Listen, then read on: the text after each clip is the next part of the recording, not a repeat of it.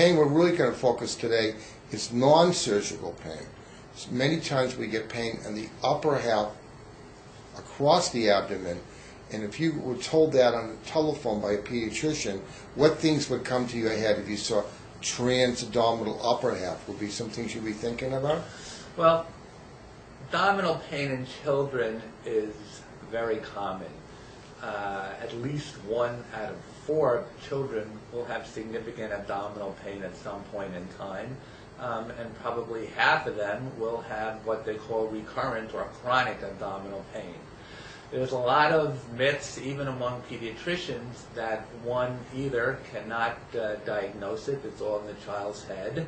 On the other extreme, there are people who've published over the last 7 to 10 years that these children, if you do a large battery of investigations, many of them are somewhat invasive, that one can derive the diagnosis from that as well, and so they have somewhat negated the principle that this chronic abdominal pain is all in the child's mind.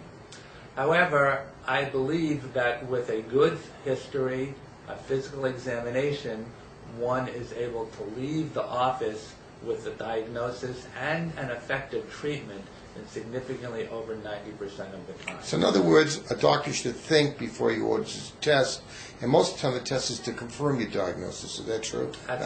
That's absolutely the case, and a lot of the times the abdominal pain, simply by employing a strategy that would be specific for the abdominal pain and having the mom call back in 7 to 10 days, returning to the office in 2 to 3 weeks, that by itself is an adequate diagnostic test, in the sense that if a child has a pain, if the doctor clinically diagnoses the pain, if the doctor provides the correct treatment, and the child comes back better, there's no need for any investigations to confirm the initial